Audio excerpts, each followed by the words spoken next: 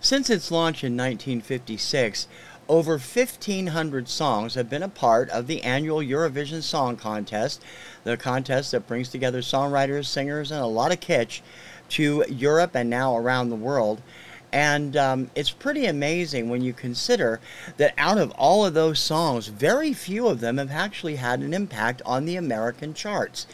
Some of them have, very few, and we'll go over those and give you a list of the biggest pop hits, plus talk a little bit about the history and why Eurovision songs don't seem to click in America, all on this special Eurovision edition of Off the Charts.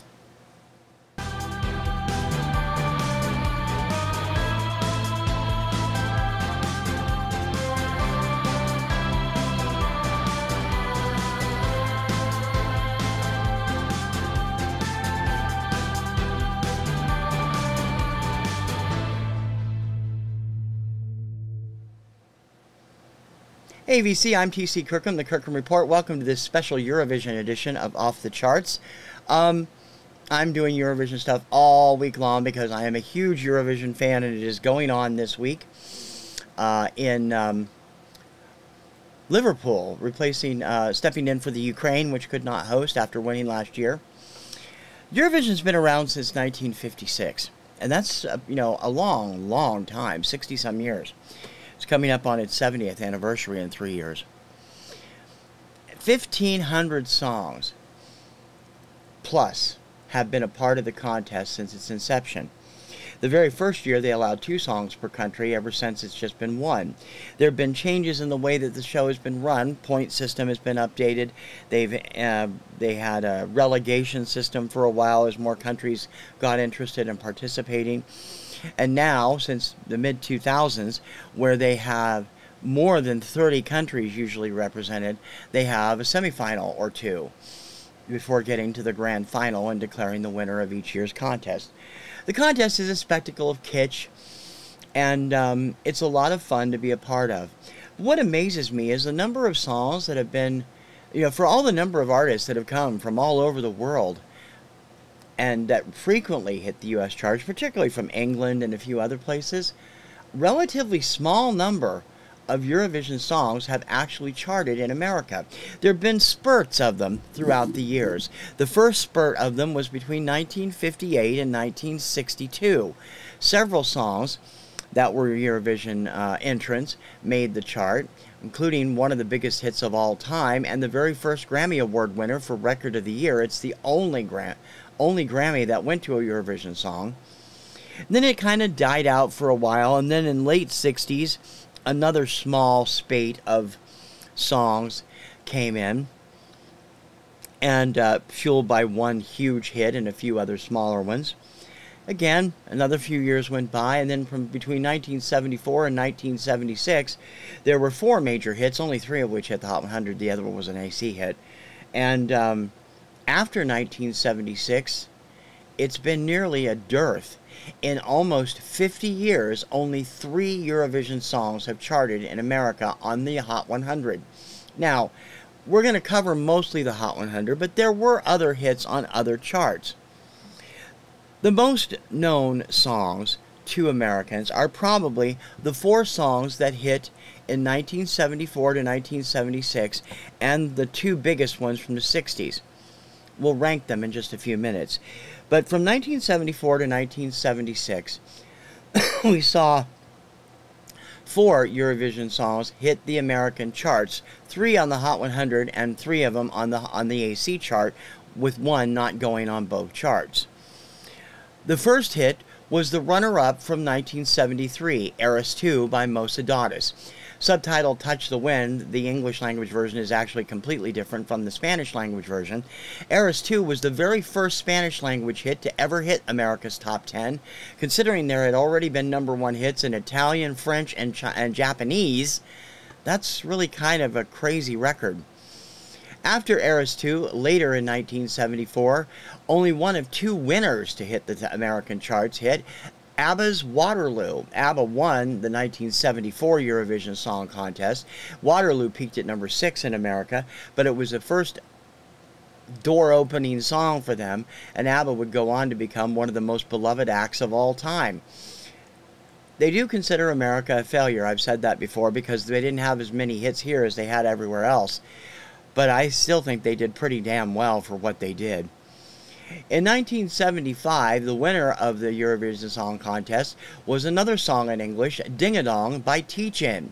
Teach-In did not make the Billboard Hot 100, but it did chart on the American Adult Contemporary chart, then known as the Easy Listening chart, where it peaked in the mid-20s. I remember hearing it I first heard it, actually, on Wink Martindale's syndicated show, Music Scene USA, which was also syndicated by Watermark and was a sister show to American Top 40, counting up the top 30 songs on the Easy Listening chart. The following year, 1976, brought the final Eurovision winner, one of just, 3 winners to hit the chart in America, Save Your Kisses for Me by Brotherhood of Man. It hit number 1 on the AC chart, or Easy Listening chart, but peaked at number 27 on the pop chart. And that was the last song to hit American charts for over 20 years. In fact, it would be 20 years almost to the day that another song would enter. And there have been a dearth of Eurovision songs ever since, even though a lot of the songs I've heard since I became a major Eurovision fan in 2016 could have easily crossed over to the American charts.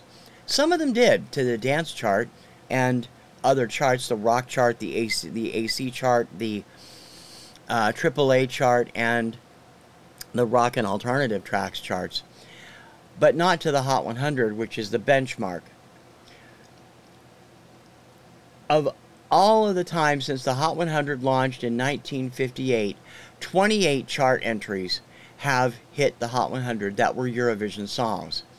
Of those 28, 10 of them were covers of 2 different songs, 5 each.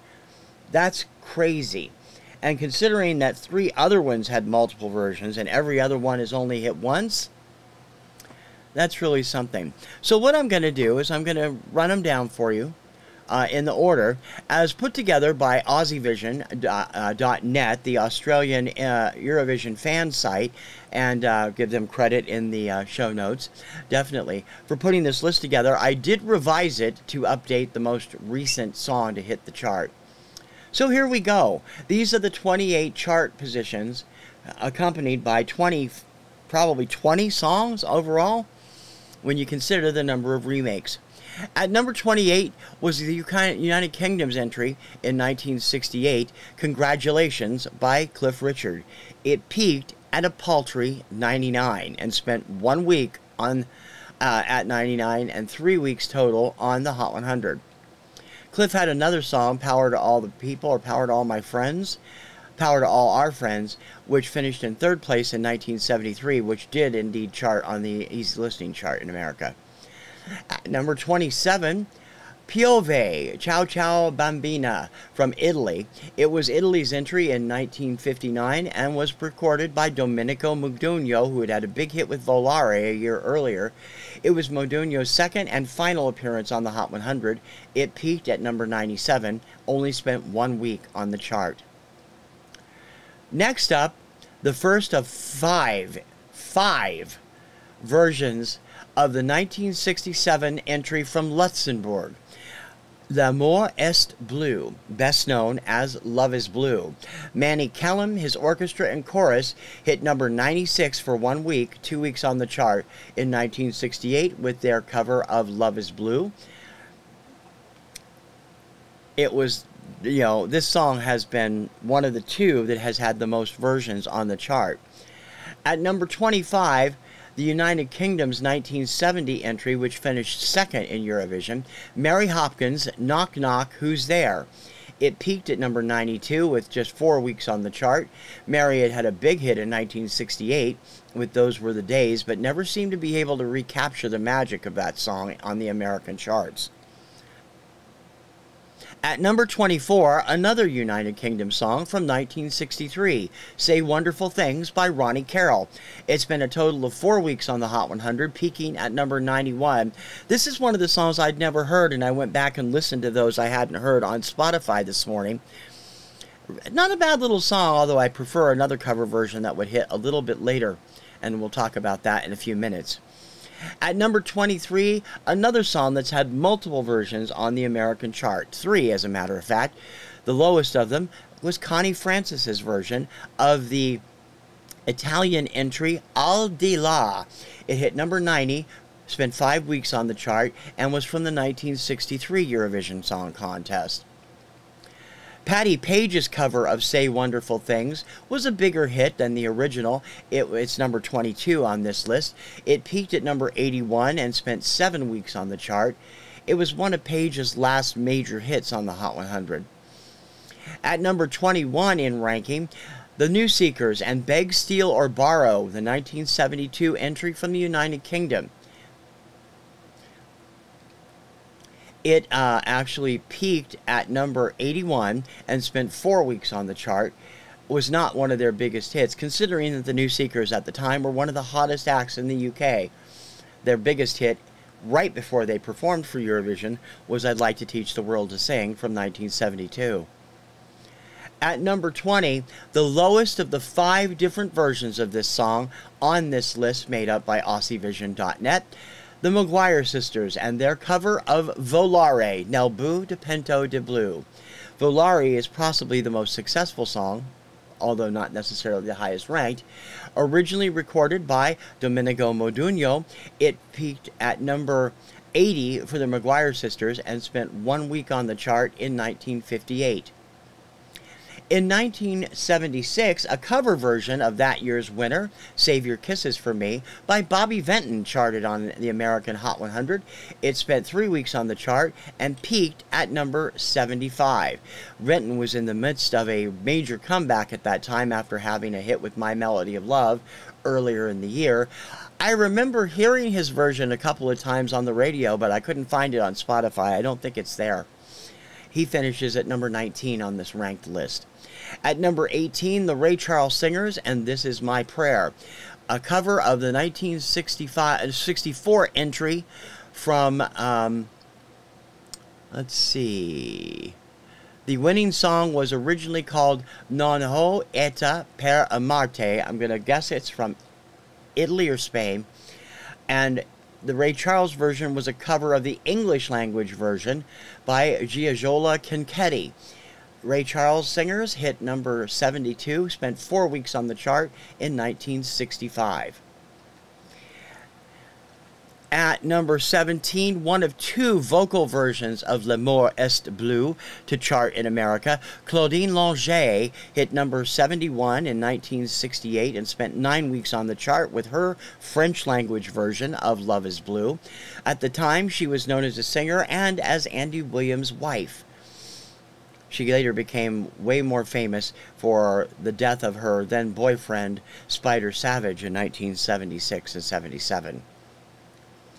At number 16 is the most recent entry on the chart, and I've updated this from Aussies because they did this about 6 months ago, and I was able to update it to where it currently was. Number 16 is Snap from Rosalind. It was the Armenian entry in last year's Eurovision Song Contest and one of only 3 Eurovision songs since 1976 to hit the American Hot 100. It's been a total of 16 weeks on the chart, peaking at number 67 on the Billboard Hot 100, although it did hit number 1 on the airplay chart, number 11 on the airplay chart, and spent 4 weeks at number 1 on the AAA airplay chart. I think it might have been helped if they'd used the original Eurovision video, which was a lot better than the one that they did for the American release of the song. Even so, of all the songs on this list, it is the most recent and the one you're most likely to recognize, since it does get regular airplay, even now, a few months after it first charted big. She mostly exploded thanks to TikTok. At number 15, Al Martino's cover of Love is Blue. It spent 4 weeks at number 57 and 7 weeks on the chart in 1968. Martino is also at number 14 with his cover of Volare, Italy's entry from 1958. Al's version was a disco remake and hit the chart in 1975. It got up to number 33 and spent 10 weeks on the chart. It was also Al's last top 40 hit. At number 13, the third and final of the winners that have charted in America, 2019's Arcade from Duncan Lawrence. Arcade won the 2019 contest for the Netherlands. He subsequently charted here in America in 2021, becoming the first Eurovision song since 1996 to crack the chart. That seems crazy to me. He hit number 30 on the Hot 100. He peaked at number 9 on the Airplay chart, and I believe at number 15 on the Adult Contemporary chart. At number 12, the Ray Charles Singers again with their cover of Al Di La. It spent 2 weeks at number 29 and 6 weeks on the chart in 1964. At number 11, and I thought it would be higher than this, but I was unaware of where it would actually place. It would be if it was counting all the charts. Number 11, the 1976 winner from the UK, Save Your Kisses for Me. It was by Brotherhood of Man and spent a week at number 27 on the Billboard Hot 100 with 11 weeks on the chart. It did spend 2 weeks at number 1 on the Billboard Easy Listening chart. At number 10, English singer Matt Monro with his cover of Walk Away from 1965. It hit number 23 in America and spent 9 weeks on the chart. Walk Away was a cover of Warum Nu Warum, which was the Austrian entry from 1964 by Udo Jürgens, with new English lyrics by lyricist Don Black, who is best known for work on several James Bond themes and for his work with Andrew Lloyd Webber. At number 9, and I'm considering this to be a kind of full one even though it's just half of a song, The Dells hit number 22 in 1969 with a medley of I Can Sing a Rainbow and Love is Blue. It spent a week at number 22 and 10 weeks on the chart.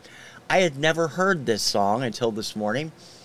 I have to say I'm not really thrilled with it either. I love that song, but I'm not real fond of their version of it. At number 8, Dean Martin's version of Volare, Nel Blu de Pento de Blue. The song was a hit in 1958. Not that long. In fact, I think it was on the chart at the same time as Domenico Modugno's original. It peaked at number 15, spending 2 weeks at that peak and 13 weeks on the chart. Most American fans remember Dean's version the best, I think, because he did it all the time on his television show and all the time when he was doing his Vegas show as well. At number 7 was 1996's UK entry, Ooh Ah, Just a Little Bit. It peaked at number 8. It finished 8th that year for Eurovision. By Gina G, it spent 2 weeks at number 12 on American Hot 100 and did also chart on the dance chart. It spent a total of 30 weeks on the chart and was the first Eurovision song since Save Your Kisses for Me to hit the Billboard Hot 100. At number 6, song I've already talked about and one I've always loved, Mocedades and Eres Tu. It was the runner-up for Spain in 1973 and charted in America in early 1974. It spent 2 weeks at number 9, becoming the first Spanish-language song to ever hit the top 10 in America, and 17 weeks total on the chart. At number 5, the original issue, but not the original version, of Al Di La. Emilio Pericoli from Italy had a big hit with the song in 1962. Al Di La was performed in the contest by Betty Curtis, who had won Sanremo Song Festival and made it their Eurovision entry that year, where it finished 5th. Pericoli's is the biggest hit version of that song, having spent 14 weeks on the chart and peaking at number 6. Next up, the last of the three winners and the first of the three winners in order from the time they hit the chart. At number 4, ABBA and Waterloo. They hit number 6 for a week in 1974 with the 1974 Eurovision champion. It spent a total of 17 weeks on the chart. At number 3, Bobby Rydell and his cover of Volare. The teen idol took the song to number 4 for a week and spent 15 weeks on the chart in 1960. It's the second biggest version of that song, and definitely the biggest version in English. And I didn't realize he'd even recorded it until recently when I was researching some stuff. I thought that was pretty fascinating. At number 2, the aforementioned Domenico Modugno. He hit number 1 for 5 weeks and 16 weeks on the chart with the original recording of Volare titled Nel Blu di Pento di Blu. It was the song that was chosen as the best song and record of the year at the first annual Grammy Awards in 1958. He got both awards because he wrote the song as well. It was only Modugno's first of 2 songs. The other we talked about a few minutes ago. But it's not the most successful. The most successful is also a cover, and it's also one of my favorites of all time. The most successful Eurovision song to ever hit the Billboard Hot 100 was Paul Moria and his orchestra and their instrumental cover of Love is Blue, L'Amore est Bleu. It spent 5 weeks at number 1 on the Hot 100, 11 weeks at number 1 on the Adult Contemporary / Easy Listening chart, a total of 18 weeks on the Hot 100, and hit in 1968. It's probably the best known version of that song as well. Now, there have been other songs that have charted on other charts, as I said. In the last 5 years alone, last 10 years alone, there have been chart hits on the Dance Club chart by several Eurovision artists, including Netta, who hit number 1 with her 2018 winner Toy, and Turkey's Serhat, who had a hit in 2017 in a reworked version of the 2016 entry into Eurovision for San Marino, I Didn't Know. He recorded it with Martha Wash, and it hit number 25 on the Billboard Dance chart. He is the only Turkish artist to ever chart on any of Billboard's charts. Måneskin, who won 2021's Eurovision Song Contest, has hit the rock chart several times since then, but ironically not with their winning song, which is in Italian. American rock stations don't like to play foreign language music unless it's Rammstein, which Du Hast was a pretty big hit here. But they have had several hits in English since then. And a lot of other songs have hit the Billboard Global 200. Now, the Global 200 doesn't really count here because it takes sales charts from all over the world. It's technically a world chart, not an American chart. The most recent popular song from Eurovision to really do well on the global chart was Dottie Freyer's Think About Things. I don't remember where it peaked. It was somewhere in the 30s. But Freyer's song hit the charts in the UK, in his native Iceland, in Germany, and a number of other countries, as well as being a TikTok sensation here in America. But he never charted in the States, and it didn't even hit the dance or the AC chart either. The topic of Eurovision on the American charts is quite fascinating. I really can't believe that more songs haven't been hits. Hopefully, as more Americans become more aware of Eurovision every year, Peacock's ratings have climbed every year since it's been carrying it. I think that maybe, eventually, more Eurovision hits will hit the chart. Proof in the pudding are Duncan Lawrence and Snap by Rosa Lynn, both of which have had some chart success here in America in the last couple of years. They were the first 2 songs in over 20 years to chart in America, and that's pretty damn good. So maybe this year's favorites will do well here as well. We'll see. Only time will tell. For this special Eurovision edition of Off the Charts, I'm T.C. Kirkham, the Kirkham Report. See you soon. Ciao, baby.